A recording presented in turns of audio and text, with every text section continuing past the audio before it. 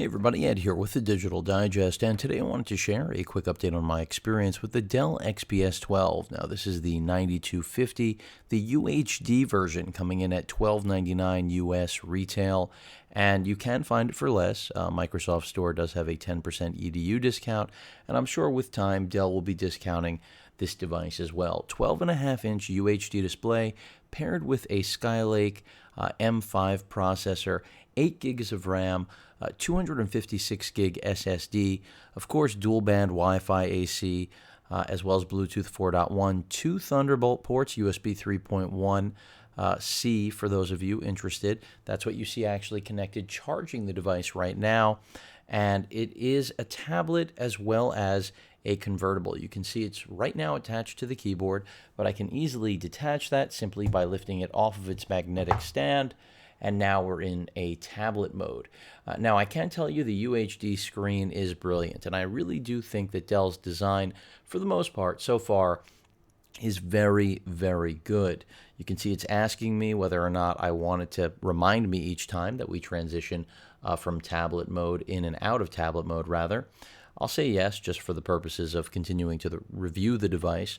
Webcam, 5 megapixels right here, 8 on the back. Soft touch rubber finish across the entire machine, but it is still made internally of a magnesium alloy. So we've got a quality feel as well as a quality build to match.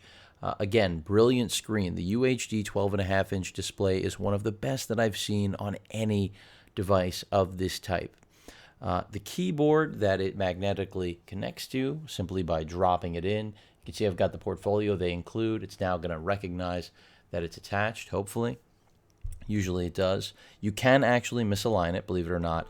The Windows button right there does have haptic feedback. It has recognized that we're exiting tablet mode. We'll tell it yes, remind us. And now the keyboard is backlit. To give you an idea of what that backlight looks like, you should see it right now. And it is fairly good, definitely comparable to the Surface Book. However, when it comes down to overall performance, I can't put this machine in the Surface Book's class. So for those of you wondering whether or not this is a true competitor for Surface Book, I can tell you now, even though this is simply an update, I would not put it in the same class, not only because it does not have the same processor, but it seems to be more featured, essentially, and really trying to appeal to users that felt the things that were missing from Surface, both Pro and Book, were the UHD display, whether it was necessary or not, as well as things like Thunderbolt and USB 3.1 C, which is what we do have here. Otherwise, it matches its cameras, both the Surface Pro 4 and Surface Book, 5 megapixels on the front, 8 on the back. Very similar in terms of screen size, 12.5 as opposed to 13.5 on the Surface Book and 12.3 on the Surface Pro 4. And then the keyboard, when you compare it to the Surface Book at least, is a full-featured keyboard. Great trackpad, no problems with that. In fact, in many instances, I prefer the magnetic disconnect that we get here with the Dell XPS 12. But when it comes to moving the machine around, things do get a little bit awkward when you're reminded that you really only have a magnetic connection. You don't actually have a physical one. So while there's a benefit to that, there's also a downside. Let's go ahead and play some video. I'll pull up my own channel. One thing I've noticed is that even though the screen is gorgeous and I can play native content back beautifully with the micro SD card slot, by the way, it should have been full SD card size, SDXC, simply because if you're going to try to basically market this to a consumer that is UHD focused, forget about the Thunderbolt ports, then you should also recognize that in all likelihood, that user needs a full-size SD card slot. That's not to be rather discounted that you can't use a micro SD card to capture UHD. Of course you can. It's just always going to be more expensive. There's my mug. Let's go ahead and click over. By the way, thank you to all of you that have continued to support the channel, watch my videos, hopefully enjoy them. My style is my own, nothing scripted, basically nothing edited. For those of you that watch, you already know that. And here's a look at the Surface Pro 4, a direct competitor to this. This is a $1,300 12.3-inch tablet, very similar specifications, no UHD display, but very similar in size on the screen, no keyboard included, but of course you can pick up the type cover. And then on top of that, you do get a legitimate ultra-low voltage Core i5 processor, Skylake Gen Intel there, where here again we're getting the M series, which is to preserve battery, something I haven't spoken about thus far. Let's take this up to 4K, or rather UHD, really, and see what happens. And I'll explain why, if it plays. And by the way, performance hasn't been bad, but I'm going to talk about it clearly in the entire scope of things here. Okay, we can see there's buffering happening already. Whether or not you're picking it up, even though I film in UHD, is questionable.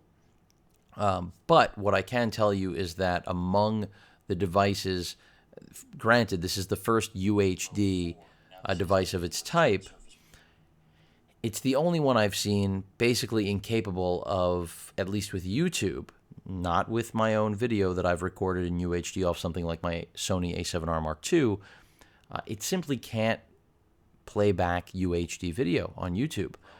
So I don't know if that's a matter of the... Well, now it's finally playing, but you're seeing what I'm talking about. Now, we're all of 1.5 feet, 2 feet away from my router. And I have a connection that, of course, carries far more bandwidth than UHD requires. So this really becomes a question of what did Dell use for their Wi-Fi chipset here? Something, obviously, that isn't up to snuff. And I say that because this doesn't only apply to YouTube, but other streaming media services as well, like Netflix. Doesn't mean it won't play back. It's just kind of the law of diminishing returns, but not quite. The fact that it can't keep up with what it offers or markets is a sad fact. It's kind of the story I've been getting on this machine overall, is that on paper it's got every single thing anybody could want, including Apple users, but in function, the experience seems to be a different story, and you can see that here. Now, of course, if I pause this, and again, the trackpad's great. Just as good, I would say, as the Surface Book. And some people will like the fact that the keyboard is black as opposed to the silver contrast that the Surface Book has. I'm not going to even begin to compare it to the type cover simply because the type cover 4 is still not a physical keyboard that actually is 1/4 of an inch thick. You're looking at a little over 2 pounds here in the full form of this, a little over 1.5 pounds in the tablet form of the XPS 12. But if I could play this seamlessly for all of you, and again, this is not at fault of my network, this is not at fault of my the range of the device to the network. This is not a bandwidth problem. This is an XPS 12 problem. Now, if updates come out and this changes, I'll have something else to say. But I'm not saying that I should easily be able to skip ahead and experience no buffering. But realistically, this machine should be able to do that. And I'm not blaming Intel, but here I keep hitting play and, well, nothing is happening. And that's not something you're going to encounter on the Surface Pro 4 or Surface Book. Even though this isn't a comparison, it's an update, we've got to be realistic about what you're going to directly compare a $1,000 or $1,300 tablet hybrid machine to, and that's exactly what the Surface Pro 4 and Surface Book are. So anyway, of course, if I take this down to 1080p, which I'll do because I mentioned it, it's going to play back. We're not going to have an issue. And I wish it was my network, frankly, because this machine has so much potential in terms of what it represents. And then I'm not going to say that it chokes, but it definitely has issues that at its price point shouldn't have. Hello there for those of you that are seeing me frozen in the reflection while this thing buffers. Going to change position. So you can see at 1080p, we don't have a problem. So clearly something within the Wi-Fi chipset bottlenecks, at least in my experience so far. And I'm showing this in the video because I haven't seen any different performance. And of course, that's my facial appearance there from the Surface Pro 4 review, which the update, which has been really popular, and that's because the Surface Pro 4 is a very solid product at its price, even with that premium you're paying for Microsoft. Here, Dell has tried to make something more competitive, go with a slightly inferior chip. After all, the baseline Surface Pro 4 is an M3. Here we've got an M5, slightly higher clock, really no fan cooling required, which is the benefit, and you would think battery life, and here I get to battery life. You're looking at 4 to maybe 6 hours, depending on what you can squeeze out of this thing. And that isn't what you would have expected, considering what you're paying here at $1,000 or $1,300. Because frankly, the Surface Pro 4 is still 6 to 9 hours, I would say, depending on settings. The Surface Book, you could even get to 10 hours because of the dual battery element, despite the fact that its screen is bigger and does consume more power, as does the dedicated graphics solution if you go with the NVIDIA GPU on board. But the point is that this really should have been able to get a solid 8 hours, in my opinion, especially if they were going with an M5 instead of an i5. We really should have seen a big enough battery, and the 30-watt-hour battery in there apparently just isn't large enough to do the job. Again, this does not take anything away from the display. It is absolutely gorgeous. The keyboard is very good. If I had to compare it to the Surface Book is clearly larger, but it's also much heavier. And the display here is better. The gamut, for at least the colors that it represents within the Adobe spectrum, also higher. The Surface line of products, major improvement, both in the Pro 4 and the Book, getting up to a much higher level when it comes to sRGB. But if you're doing print work, if you're doing anything that actually is important to your line of work, where you need completely or as complete color correction on that display as possible, you're not going to get it with anything other than this or the Vio Z canvas. Of course, Chrome crashed on me there. Why wouldn't it? Let's go over to, no, I'll try to open Chrome again. I will also want to mention I have had some bugs here. It wants to restore pages. I'm not going to bother. For example, occasionally, and this is part of the reason that the bugs I mentioned with something like the Surface Pro 4 or the Surface Book are not unique. And that's because essentially right now under Windows 10, every manufacturer, including Microsoft themselves, is encountering one sort of issue or another. In this case, I've seen the machine not want to power on. That is a strange issue to encounter, something I can't say, oh, Chrome is crashing. This could be a corrupt installation. I have seen this happening quite a bit, so I'm not going to blame this on the XPS 12. I can go over to Edge, which I'm not a big fan of, but I know many of you are, and try to load the exact same page. And you'll see here, it appears, at least in Chrome it did, that there was no problem with Wi-Fi performance. Pinch to zoom is great, both on the actual display itself as well as on the trackpad. And I mean, I just wish this sort of quality display, both in terms of resolution and color accuracy, was sitting on something like even my Vio Z canvas, which is my daily driver, because it does have everything I need now, today, to work, to play, to do whatever I need to do. The XPS 12, I thought, could accomplish that with some future-proofing to boot, despite having a far inferior processor. But so far, I think anyone who's watched the video to this point knows that it hasn't delivered in that capacity, which is sad, and I wish was not the case. But the physical build quality is stellar. Battery life not great at 4 to 5 hours. That's the same, if not less, than my Vio Z. And even though it has a better display than probably any machine that I've seen to date, if you can't use that display to watch content streaming, even when you have the type of bandwidth I do, then you're in big trouble. It's definitely an element of redundancy, or not redundancy, but simply not functioning in the manner it's supposed to, and it defeats its purpose. The same applies to the micro SD card slot that I mentioned before. So it's like, it's great that you have this storage unit that's even covered, even though it's nearly impossible for me to get that concealed coverage off. But at the end of the day, the fact that the majority of users that are dealing with UHD content are going to be dealing in full-size SDXC cards, and then here we have micro, is just, I scratch my head.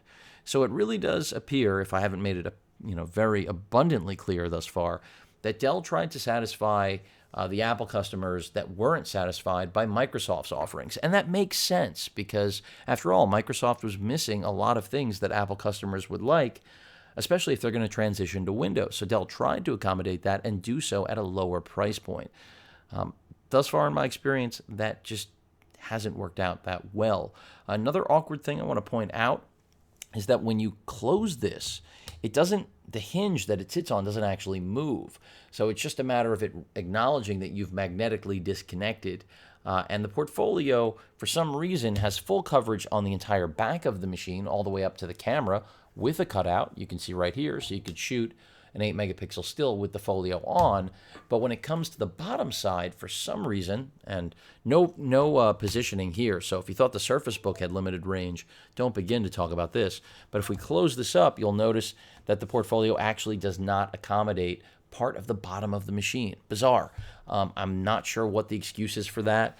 I mean, this hinge is fixed, but why on earth would you not completely protect the machine if you're going to include a portfolio? So while the build quality is great, battery life is mediocre, the display is one of the best I've ever seen. The processor is just average, and that applies to the integrated graphics as well. I'll end up doing a dedicated gaming demo if there is actual interest for this, but I already can't see anyone who actually cares about gaming picking this over a Surface Pro 4 or Surface Book if they're looking for that hybrid factor, but with far more capability, since that's what Dell is promising here. I really do love the soft touch finish, both here. I mean, the cold metal feel of the Surface Book is a different experience altogether, but even still, it's just not...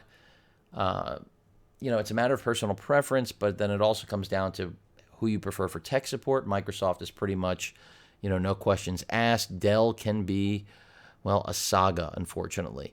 But, it seems like they were really close. I wish they would make a higher-end version of this with a more expensive CPU, GPU combo, or even just CPU, something legitimately ultra-low voltage i5, i7, or a real quad-core processor like the one I have in the Vio Z Canvas I'm recording this video on right now.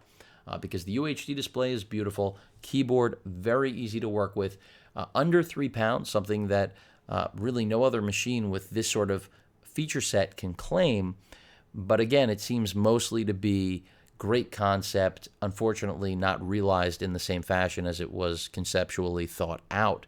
I wish it was, because I actually thought this was going to be not a daily driver, but more of the hybrid I would go to on a regular basis when I didn't need the power that the Vio Z Canvas has to offer. Thus far, from what I've experienced, I can't find enough of a reason to say this is a better value for me personally, let alone any of you, even if the screen or the Thunderbolt ports are what really attract you to it. Forget the hybrid features, because you can get it non-UHD. Still, it's a matter of the Surface Pro 4 being able to outperform it, and it does, at least thus far in my testing. Will updates come out for this? Quite possibly, but where things stand right now, it's just not as polished, and it is a first-gen product, so I expected some of that, but Dell is a little bit too prominent in the industry to put out something quite like this where we get a pen holder and no pen. I know some of you have asked for a pen demo. If Dell was furnishing me with this product for a demonstration, I'd have absolutely no problem doing that for you. Unfortunately, this is really my effort that I put out for all of you. This is more about enjoying what I do than the compensation, unfortunately. And often I hear people wonder whether or not a company has paid me for a review. That's never happened. It never will happen, let alone, the amount of samples I get is finite. So this is another instance of that I personally felt this was a compelling machine on paper. Unfortunately, as often as it happens here in the industry, it didn't seem to become realized. I was hoping it would, because I really did think that this was perfect for me, even without the full-size SD card slot, having that UHD display. The speakers front firing here at the top are good, just as the cameras are good, but again, not enough to redeem a machine that seems incomplete right now as it stands. And at least if it had the 8 to 10 hours of battery life that so many people had hoped, I would be able to give it a crutch to lean on. But at present, I cannot recommend this over the Surface Pro 4, let alone it's difficult to compare to the Surface Book, even though I plan on doing videos for both of those, because I know some of you will still, because you like Dell or just appreciate the fact, like myself, that this has features you can't find anywhere else, you will be drawn to this device. So again, the XPS 12 is a compelling product on paper. In the real world, It's more of a looker than a performer. Any questions or comments, please feel free to post them. And of course, as usual, please feel free to subscribe. Later.